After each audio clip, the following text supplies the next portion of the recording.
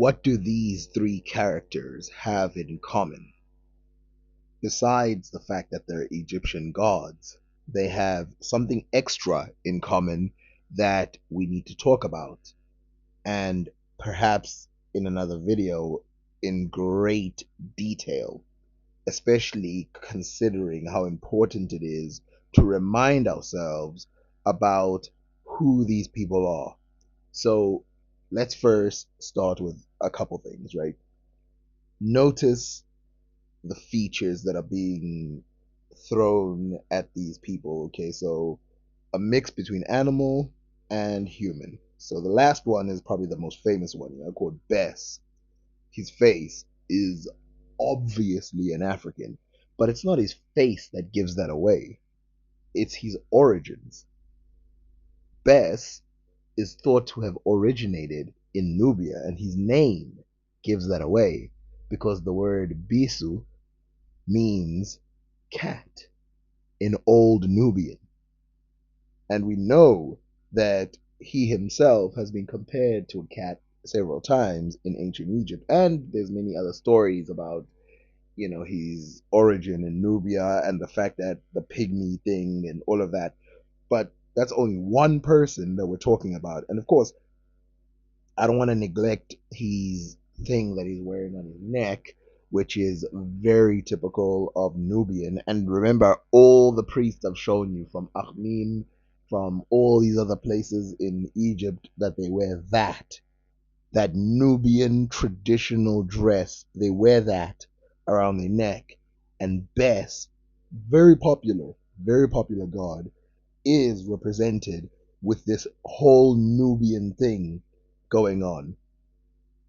Now remember, this is not a small connection between Nubia and the ancient Egyptians, because they venerated this person. They did not look at him like, oh, he's cool or whatever. They venerated this person. They looked up to this god. Okay, so then we move on to the second one, and the lion is who we're looking at. And this lion, again, Nubian worshipped first and then moved to Egypt. And there's a whole narrative about her and Ra. And Ra and her are basically inseparable in the beginning of the ancient Egyptian texts. And you see her run away from Egypt and go straight to Nubia, return to Nubia, and then return back when she's ascended. Then at the end, we have another Nubian god, Melul, or Mendelus, but Melul is his name. And Melul is another Nubian god who is then worshipped both in Nubia and Egypt. So, what's the connection between these three? It's that they are Nubian in origin. But they're not just Nubian in origin, they're also worshipped in Egypt very early in the history, meaning that, we can talk about how the Nubians continued to worship Egyptian gods well into like 300 AD or whatever, but we can see here that Egyptians worshipped ancient Nubian gods as far back as 2600 BC. 2600 BC, and they're worshiping the gods of other lands in their lands, which is, by the way, one of the reasons why um, the south part of Egypt, which we call Upper Egypt, the old people used to call it Upper Egypt. The reason why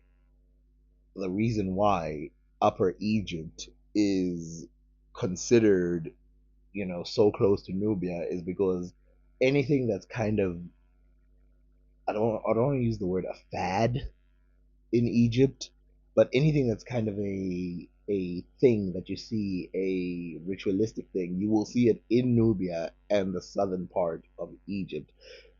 And so even though I point out myself that the people of Egypt were not limited to the south part of Egypt, they definitely were closer connected, strictly due to a couple things, geography, obviously.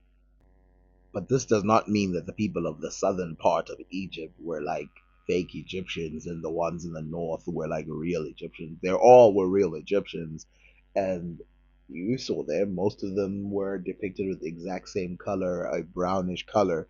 It's just that a lot of the traditions that were Nubian, quote unquote, I mean, I use that word just to mean people who were just down south, below Egypt. And something that's very interesting about that area is because we talk about it a lot, but something that's very interesting is, and I've been trying to resolve this issue in my head for a while, and I can't resolve it in my head. It's actually a very difficult problem.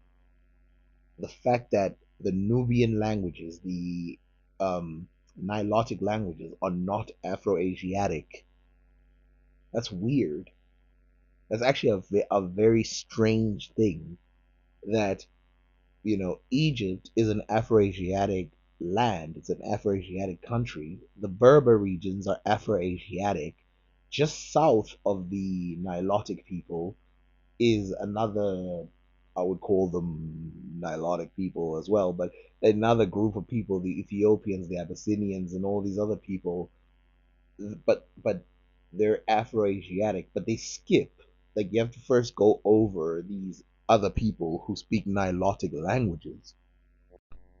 And this problem would be easy to resolve. You just go, okay, well, I guess the Nubians are just very different than the ancient Egyptians, but they're not. As we can see right here, their gods are the same. The gods of Egypt are the same as the gods of Nubia. And also their connection is the same. But somehow the Nubians kept their language uncompromised for a very long time. They kept it still, stuck in one location, and the several different tribes did not throw away any of their thing. And of course, you know, if a bunch of if a bunch of Asiatics had brought the languages to Africa, right? Why not Nubia? Why not the Nilotic regions? I'm not saying there's no Afro-Asiatic languages, but the majority of languages in those regions were Nilotic. They were not Afro-Asiatic. Why not that area? Now, if we look at this map, we can see, and I've put in the picture of the Beja people. It's not, it's not part of the image, but I put it in for a reason. These Blemmies, which there was a mythical version of it and the real one, but these were real people called the Blemmies, and their language is Afro-Asiatic. So not all the people who lived south of the ancient Egyptians were necessarily not, Afro-Asiatic. But if you look at Kush, running through the Nile, the real Nilotics running through the Nile, that whole region is Nilotic in terms of languages. And again, you have a smattering of Afro-Asiatic. I'm not saying there was none, but for the most part, it was that. But then you move on the other side of, Sudan, you have yourself Chad. But here's the problem. Chad is Afro-Asiatic. How did that Nilotic block stay still in that region? What is it about the Nilotic language that made it not go away when so many other languages? And of course, the reason why I bring this up, it's not because I want to restate things I've already stated.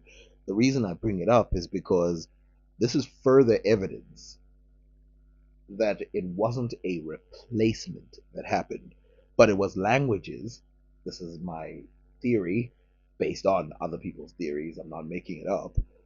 Um, it's obvious that these languages were there before. These were pre-established. Because if there was a movement in, if there was different groups coming in, right? So let's say they start from, the Fertile Crescent in the Middle East.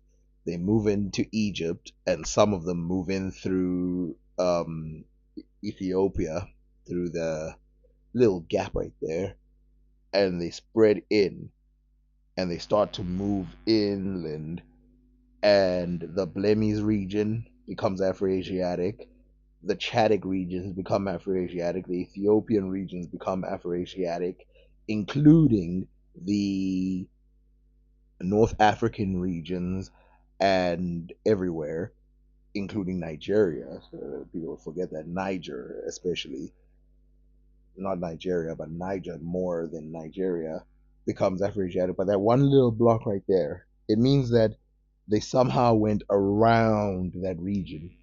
But if it was just another language, then there was no real competition, right? Like it wasn't like there was new people replacing old people. It was just, there you go, just another one of these languages in Africa, and it happens to remain because they were just, they had always existed at the same time.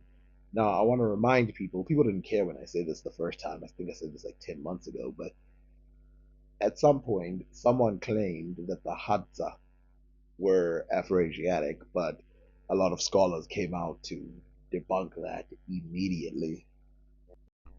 Now, why would someone ever claim something like that the Hadza are Afroasiatic?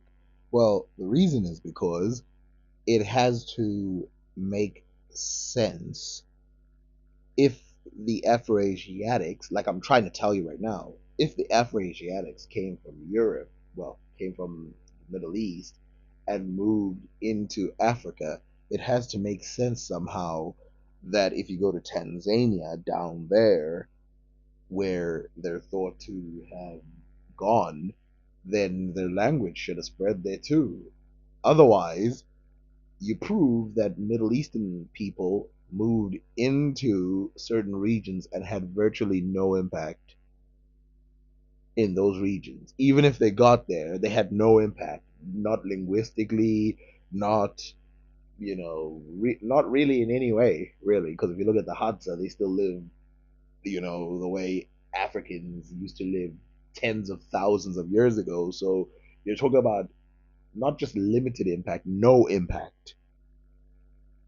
But then that brings up the question, if they had no impact on the Hadza, they had limited to no impact on the Nubians, limited to no impact on other regions of Africa which are close to these areas, then what impact could they, how could they have had so much impact on some place like Chad, for example, to the point where the language is fully adopted?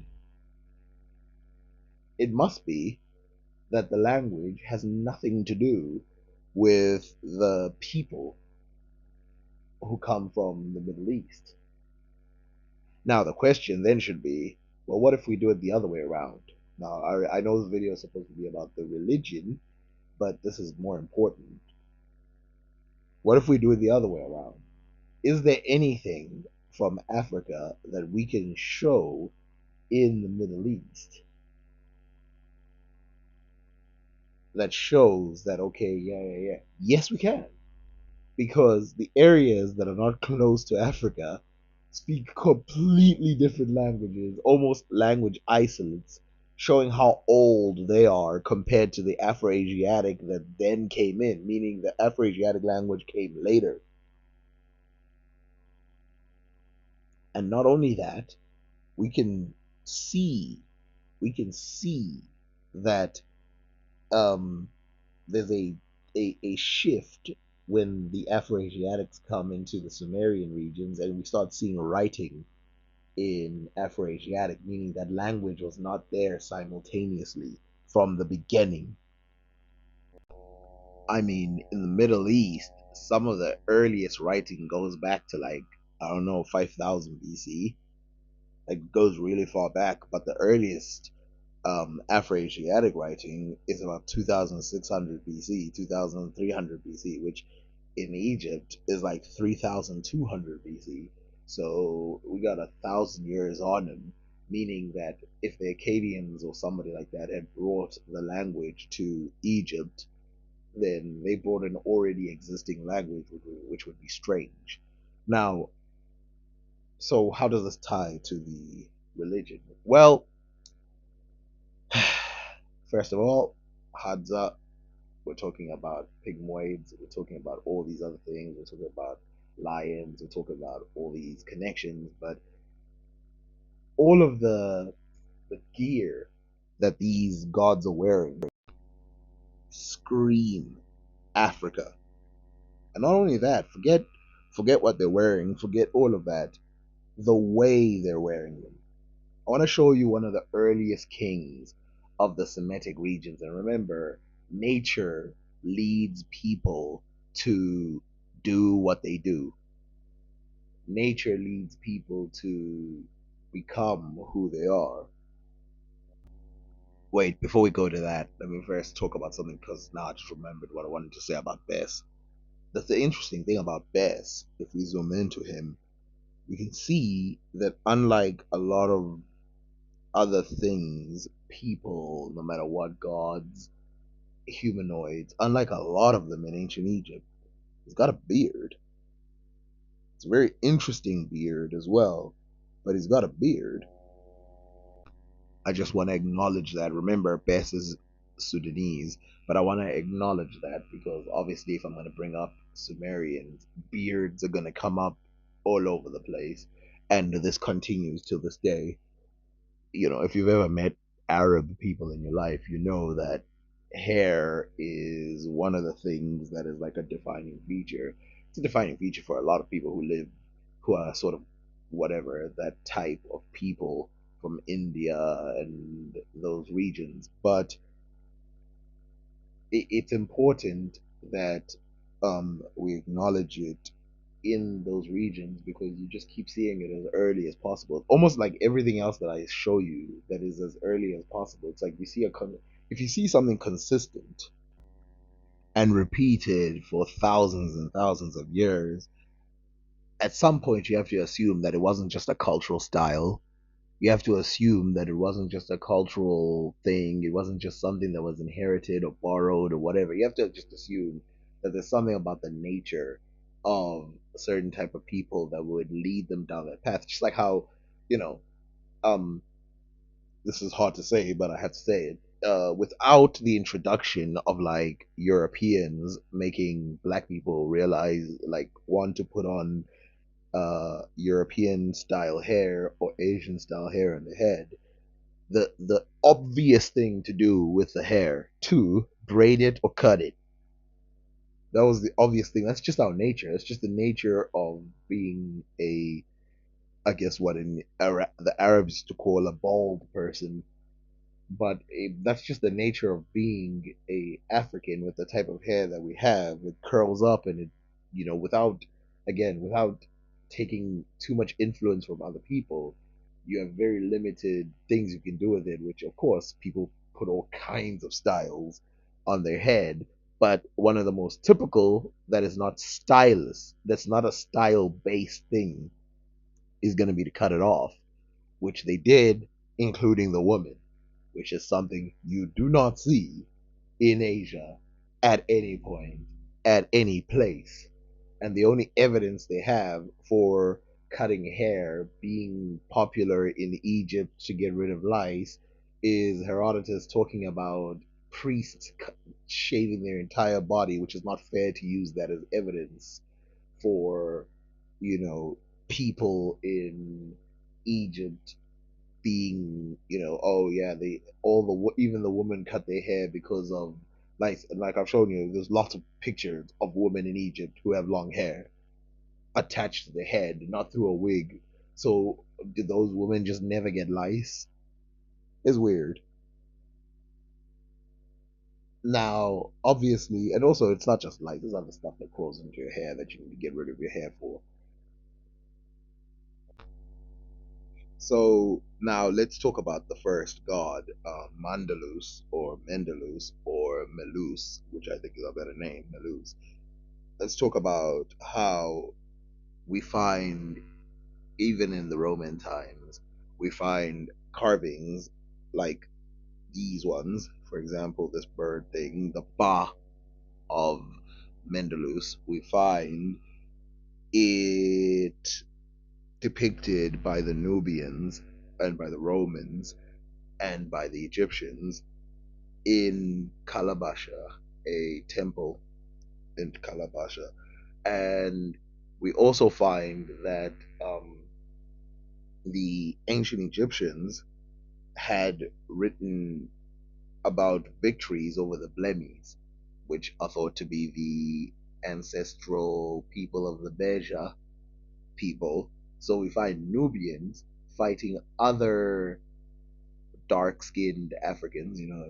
That excuse that people say that people who are dark-skinned aren't going to fight each other, but we find Nubians fighting other dark-skinned Blemis and basically winning. The Nubians, the Sudanese people, win, even though that it was still probably a Roman thing at the time.